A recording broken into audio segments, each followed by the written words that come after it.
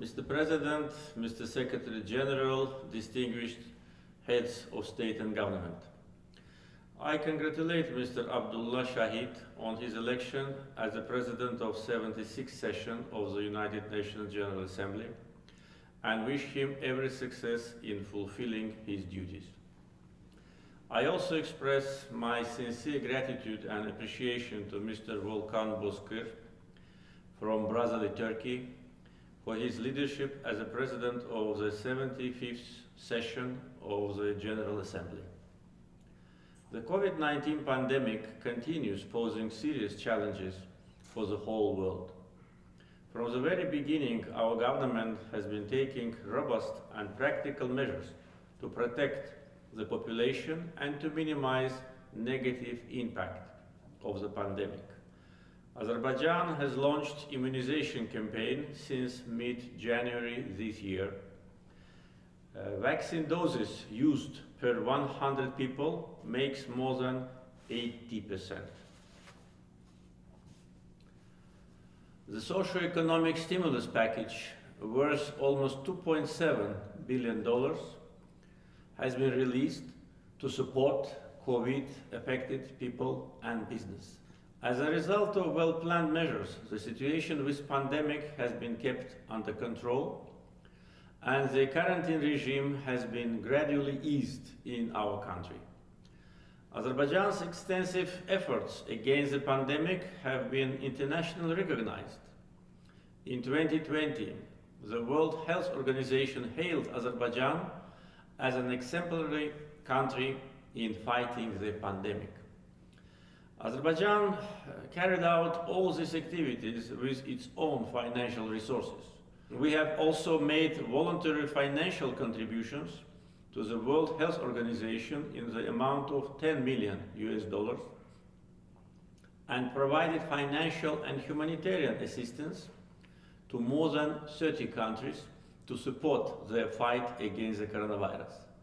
Furthermore, we have provided more than 150,000 vaccine doses to 4 countries free of charge. Azerbaijan is advocating for a stronger global solidarity to overcome the pandemic. In this capacity, as a chair of non-aligned movement, Azerbaijan has put forward a number of global initiatives. In May 2020, Azerbaijan held summit-level meeting of the non-aligned movement's contact group in response to COVID-19. During the summit, I suggested, on behalf of the non-aligned movement, the convening of the special session of the United Nations General Assembly in response to coronavirus at the level of heads of state and government. This initiative was supported by more than 150 UN member states, and the special session took place on 3rd-4th December 2020. I express my gratitude to the Secretary General, Mr. Antonio Guterres, and all states supporting our initiatives.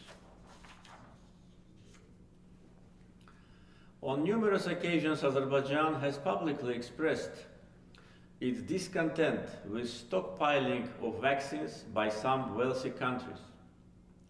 We reiterate our dismay on the persistent vaccine nationalism and deepening inequality in access to vaccines between developing and developed countries. Such actions prevent developing countries from protecting their populations. According to international reports, so far, more than 75% of the world's vaccine doses have been purchased by 10 wealthy countries, while vaccine coverage of low-income countries is less than 2%. To call international attention to this challenge, Azerbaijan, on behalf of the non-aligned movement, initiated a resolution on ensuring equitable and universal access for all countries to vaccines in the UN Human Rights Council, which was unanimously adopted this March. Azerbaijan plans to initiate a resolution at the UN General Assembly on the same topic during this session. We believe that there is a need to take strong, cohesive and targeted global actions to recover better from COVID-19. In this regard, we suggest establishing a UN high-level panel on global recovery from the COVID-19, which could prepare recommendations on global measures for post-pandemic period. This year marks 60th anniversary of the establishment of the non-aligned movement. With the unanimous decision of 120 NAM member states, Azerbaijan undertook the responsibility to chair the movement for 3 years at its 18th summit of the heads of state and government held in Baku in October 2019. Azerbaijan is strongly advocating for upholding international justice, norms of international law, and defending legitimate interests of member states of the movement. This year, the member states of the movement unanimously decided to extend Azerbaijan's chairmanship for 1 more year until late 2023. It is a sign of recognition and appreciation of Azerbaijan's successful and effective steering of the movement in this challenging time for the whole world. The implementation of Sustainable Development Goals is one of particular importance for Azerbaijan. Azerbaijan is among 12 countries around the globe and is the first in our region that has submitted its third voluntary national review report on the implementation of the 2030 Agenda. Scoring 72.4 out of 100 points possible on the SDG Achievement Index, Azerbaijan ranks 55th out of 165 countries in the 2021 Sustainable Development Report, with the best result in the region. The report highlights Azerbaijan's progress in areas such as poverty reduction, healthcare, nutrition, women's labor force participation, clean water and sanitation, access to energy, internet usage, threatened species survival, as well as improving population welfare and sustainable development of cities and communities. Azerbaijan actively participates in building regional connectivity projects such as East-West, North-South, North-West transportation corridors, thus becoming one of Eurasia's primary and reliable transport and logistic hubs. We have put into operation the Baku International Trade Seaport with cargo handling capacity of 15 million tons per year, which can be increased up to 25 million tons per year depending on the needs. Azerbaijan ratified the Paris Climate Agreement with a voluntary commitment to achieve a 35% reduction in greenhouse gas emissions by 2030 compared to the base year of 1990. Furthermore, we are exploring the possibilities for setting conditional targets for 2050 under the Paris Agreement. Currently, the share of renewables in the total energy capacity of our country is 17%. The target is to increase this number to 30% by 2030. Agreements have been signed with 3 major international energy companies to invest in the construction of 3 wind and solar power plants with total capacity of over 700 megawatts in the coming 3-4 years. One of these projects will be implemented in the eastern Zangezur region, liberated from Armenian occupation during the 44-day Patriotic War. This 240 megawatt solar power plant will be so far the major foreign direct investment project in the liberated territories of Azerbaijan. I invite other international energy companies to come and invest in green energy in the liberated Azerbaijani territories. I announced the recently liberated Karabakh and Eastern Zengezur as green energy zone. The liberated territories of Azerbaijan have the proven potential of 7,200 megawatts of solar energy and 2,000 megawatts of wind energy. Azerbaijan, along with crude oil and natural gas, recently became an exporter of electric energy. Today we export electric energy to 4 neighboring countries. Meantime, domestic electricity consumption is rising due to population growth and economic development. During 8 months of this year, non-oil industry of Azerbaijan grew 18.4%. Ladies and gentlemen, Azerbaijani people are strongly connected to its roots, history, language, and traditions.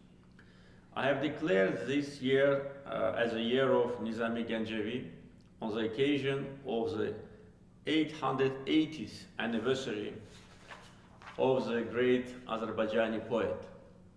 In 12th century, Nizami Gencevi propagated in his poetry the ideals and values such as peace, justice, humanism, freedom, and equality, which coincide with principles promoted and protected by the United Nations. In Azerbaijan, we cherish and support multiculturalism as a way of life. Azerbaijan is considered as an example of tolerance and peaceful coexistence of representatives of various religious and ethnic groups living in our country. The UN strongly supports Baku process, which was initiated by Azerbaijan in 2008 to strengthen dialogue and cooperation between the Muslim world and Europe. The UN General Assembly's resolutions have recognized the World Forum on Intercultural Dialogue held in Azerbaijan regularly as a key global platform for promoting intercultural dialogue. Ladies and gentlemen, last September, addressing the UN General Assembly, I draw your attention to continuing occupation of territories of Azerbaijan by Armenia and aggressive statements and actions of the Armenian government. Today, a year later, I proudly say that Armenia was defeated on the battlefield and Azerbaijan put an end to the occupation. Armenia, for about 30 years, kept under occupation almost 20% of the territory of our country. The occupation was accompanied by notorious war crimes and crimes against humanity. Armenia committed Khojaly genocide in February 1992, killing hundreds of civilians, including 106 women and 63 children. 1,275 Azerbaijanis were taken hostage, out of which 150 are still missing. Khojaly genocide has been recognized by 13 countries. Ethnic cleansing carried out by Armenia resulted in more than 1 million Azerbaijanis becoming refugees and internally displaced persons. The UN Security Council adopted 4 resolutions in 1993, demanding immediate, complete, and unconditional withdrawal of armed forces of Armenia from Azerbaijan's occupied territories. However, these and all other similar decisions adopted by relevant international organizations, including the UN General Assembly, Organization of Islamic Cooperation, Non-Aligned Movement, OSCE, Parliamentary Assembly of the Council of Europe, and European Parliament, were ignored by Armenia. While some resolutions of the Security Council are implemented within days, in our case, they remained unfulfilled for 27 years. which is a clear manifestation of double standards. There is a need to join efforts to elaborate mechanism of implementation of the UN Security Council resolutions in order to avoid selective approach. The OSCE Minsk Group was established in 1992 with the aim to find resolution to the conflict between Armenia and Azerbaijan. It could be possible for the OSCE Minsk Group co-chairs to accomplish their task if they would take resolute actions for compelling Armenia to end its military aggression against Azerbaijan. Throughout the conflict, Armenia, with its attitude and actions, demonstrated that its sole aim was to maintain the status quo and consolidate the occupation. On many occasions, I raised the necessity of imposing sanctions on Armenia. Regretfully, there was no international sanctions imposed on Armenia to enforce the implementation of the UN Security Council resolutions. In 2018, the Kocharyan-Sarkisyan regime of war criminals was overthrown in Armenia. We had some hopes that the new government of Armenia would seriously engage in negotiations. We were ready to reciprocate any positive signal coming from Armenia. In 2018-2019, it was one of the most calmest periods in former line of contact. However, the regime replacement in Armenia was not followed by real changes on the ground, in spite of Azerbaijan's positive actions. The new government of Armenia also opted for the continuation of occupation instead of peaceful neighborhood with Azerbaijan. During the last 2 years of the conflict, Armenia deliberately destroyed the negotiation process. The government of Armenia made a number of provocative statements and actions, like saying Karabakh is Armenia, and period, and not an inch of occupied land back. The then Defense Minister of Armenia openly threatened Azerbaijan with new aggression and occupation of new territories. Armenia put forward unacceptable and groundless so-called 7 conditions and demanded to change the negotiation format, to start from the 0 point and to involve the puppet regime established by Armenia in the occupied territories in negotiation process. Attempts by Armenian government to change the format and substance of negotiations was an unpleasant surprise for the OSCE Minsk Group co-chairs, whose efforts were paralyzed by irresponsible and dangerous actions of Armenia. Furthermore, in gross violation of international law, including Geneva Conventions, Armenia was blatantly implementing the policy of illegal settlement of people, mainly from Middle East, with Armenian origin, in the occupied territories of Azerbaijan. Encouraged by the long-lasting sense of impunity, Armenia was also announcing construction of new roads from Armenia to occupied territories to further consolidate the result of its aggression and speed up the illegal settlement. In July 2020, Armenia perpetrated military provocation along the state border with Azerbaijan. As a result of the artillery strike inflicted on Azerbaijan's Tovuz district, 13 military servicemen and civilians were killed. Later in August last year, Armenian sabotage group attempted to penetrate through the formal line of contact to commit terror acts against Azerbaijani military servicemen and civilians, but it was successfully neutralized.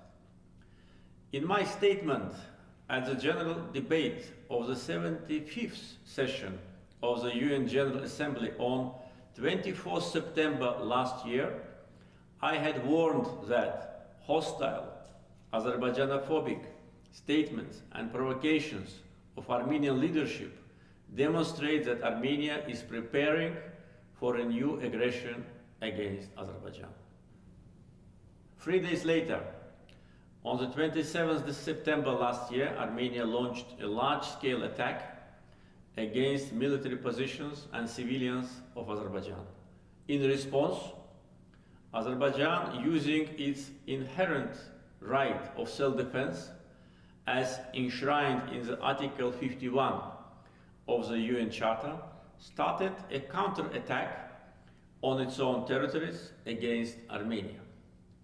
During 44 days, armed forces of Armenia heavily shelled cities situated along the front line, namely Agdam, Ağcabədi, Beylagan, Daşkesan, Füzuli, Goranboy, Terter.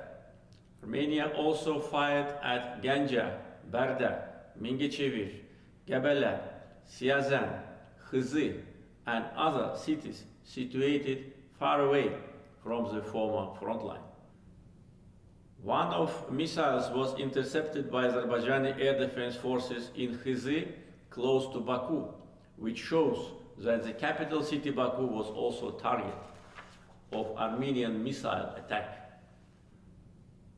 Armenia was using ballistic missiles like Scud and Iskender-M, as well as forbidden white phosphorus and cluster munitions.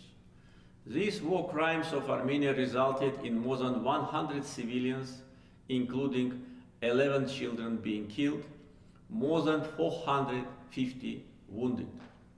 More than 12,000 civilian infrastructures, including private houses in Azerbaijan, have been destroyed or severely damaged. Abided by a fundamental principle of international humanitarian law on the distinction between combatants and civilians, Azerbaijan never reciprocated Armenia's vicious war crimes by targeting civilians. Armenia also recruited mercenaries and foreign fighters from abroad and deployed them against Azerbaijan. During 44-day war, Azerbaijan liberated large part of occupied territories, including cities of Jabrayil, Hadrut, Füzuli, Zengilan, Gubadli, and Shusha. In total, more than 300 cities and villages were liberated on the battlefield.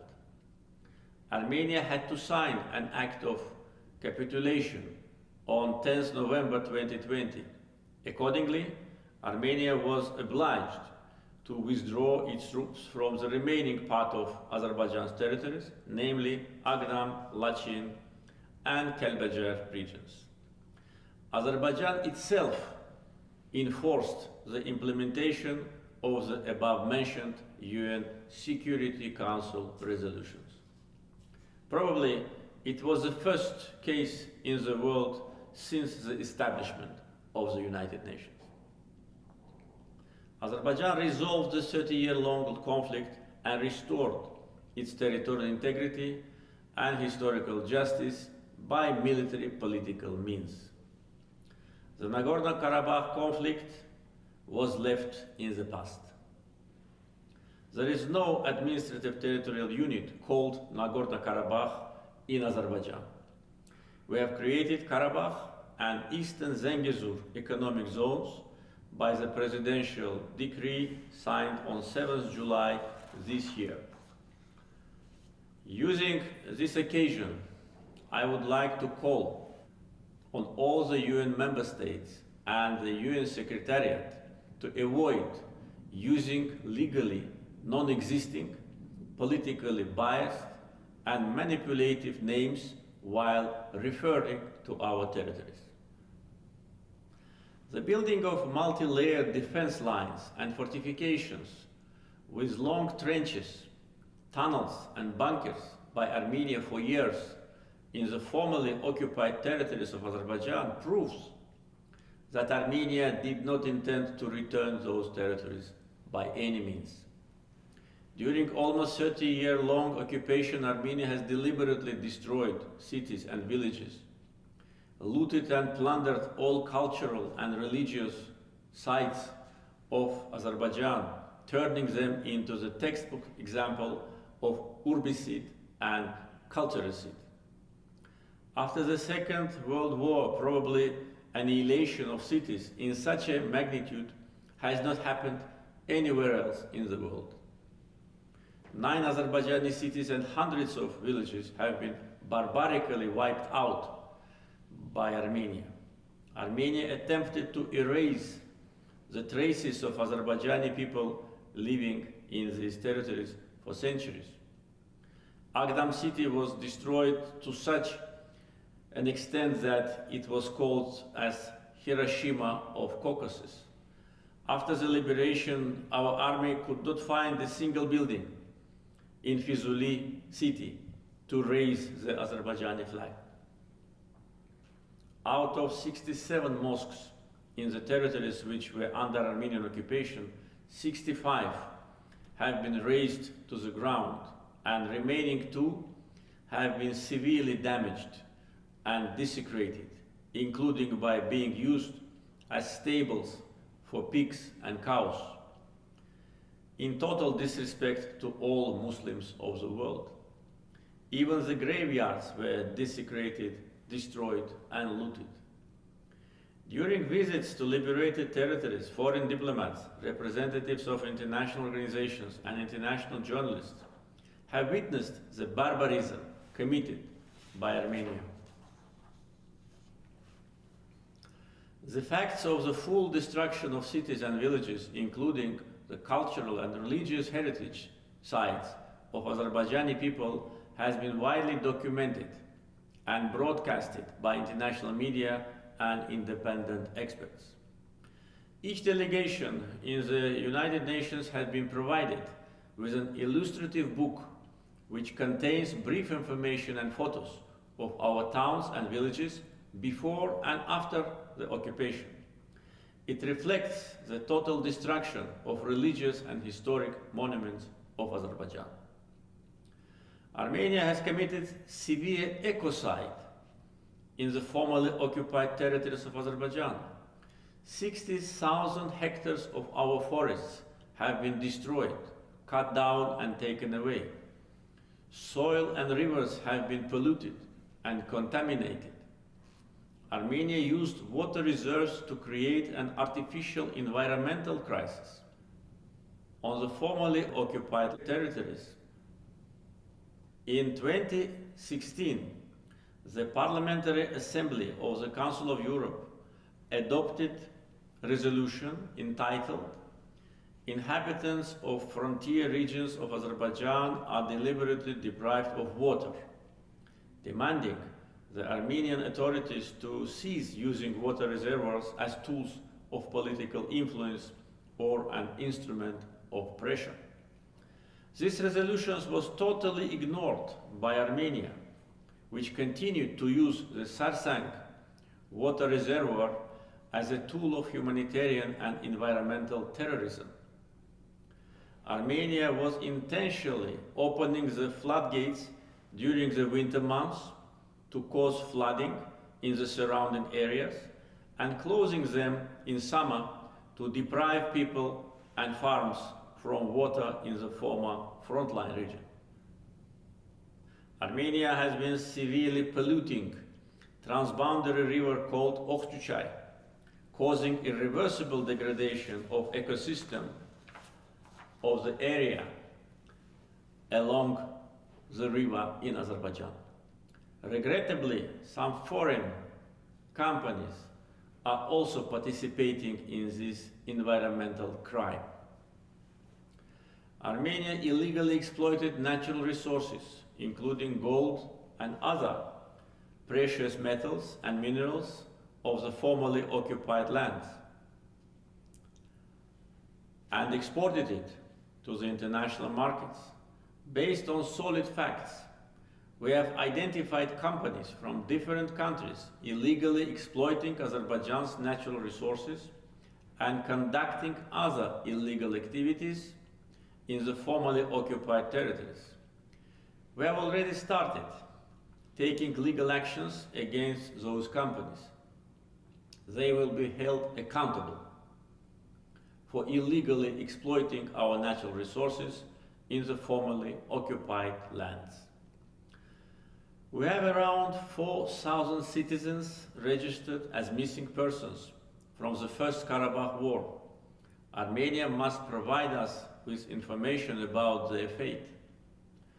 We have solid proofs that almost all of them have been tortured and killed and buried in mass graves by Armenian military in violation of international humanitarian law. In April 2021, remains of 12 civilians killed by Armenian war criminals have been identified in liberated Bashlibel village of Kelbecer district in a mass grave. Armenia must bear state responsibility for military aggression and other grave crimes committed against Azerbaijan under international law and Charter of the United Nations. The despotic warlords who came to power in Armenia as a result of coup d'etat and ruled for 20 years from 1998 to 2018 were completely doomed to failure in achieving their nefarious dreams and goals during the 3-decade-long occupation of Azerbaijan's territories. On the contrary, Armenia has become a failed state, as I had emphasized in my statement at the UN General Assembly in 2017. The country has been weakened to the extent that it cannot even guard its own borders by itself. Azerbaijanophobia, promoted by the government, is on the rise in Armenia. Racist ideology cultivated in Armenian society based on ethnic hatred and demonization is the root cause of ethnic cleansing and unprecedented vandalism in the formerly occupied lands of Azerbaijan by Armenia. Despite the regime change in Armenia, the fascist ideology continues to dominate in the country. Successive Armenian governments have glorified Nazism in the person of Nazi General Garegin Njde, who has been turned into national hero in Armenia. While the progressive world is fighting against the rise of neo-fascism, the then president of Armenia inaugurated the monument of Garegin Njde in capital Yerevan in 2016. Azerbaijan defeated not only Armenian occupying forces, but also Armenian fascism. If we see again any danger to our sovereignty, territorial integrity, and security of our people, we will exercise our legitimate right to self-defense without any hesitation. Ladies and gentlemen, as we have left the conflict behind, large-scale construction work is carried out in the liberated territories. Azerbaijan is building new cities and towns from the scratch by applying the modern urban planning and utilizing the concepts of smart city and smart village. All this work is being conducted with Azerbaijan's own financial resources. To that end, $1.3 billion have been allocated from the state budget only this year. However, the main challenge is the vast presence of landmines planted by Armenia in the liberated territories. Since the signing of the Capitulation Act by Armenia on 10 November 2020, around 30 Azerbaijani citizens, including 2 journalists, were killed, and around 130 citizens were wounded. Azerbaijan is among the most heavily mined countries in the world. It slows down the reconstruction process in the liberated territories and return of internally displaced persons to their homes. Armenia refuses to release accurate maps of minefields. The accuracy level of the maps for 3 regions which Armenia had to provide is only 25%. The international community must force Armenia to provide us with accurate mine maps of all liberated territories.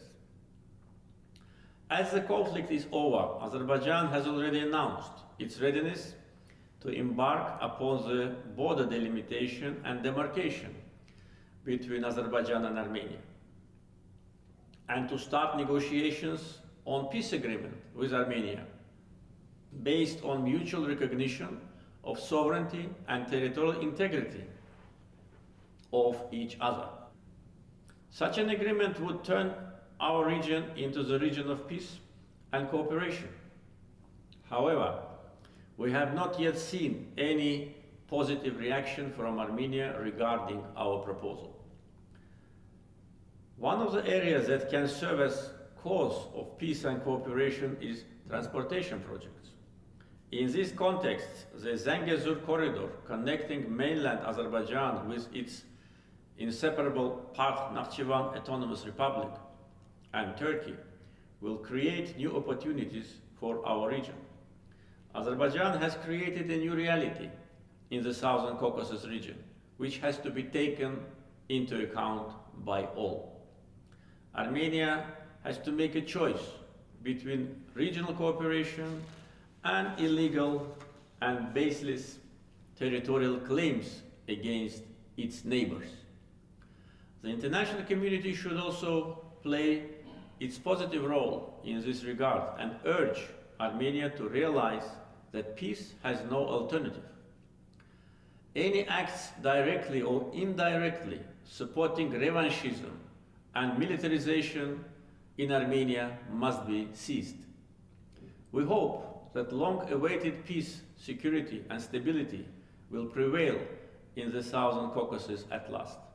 Azerbaijan will continue its consistent efforts to contribute and to strengthen regional peace and development. Thank you.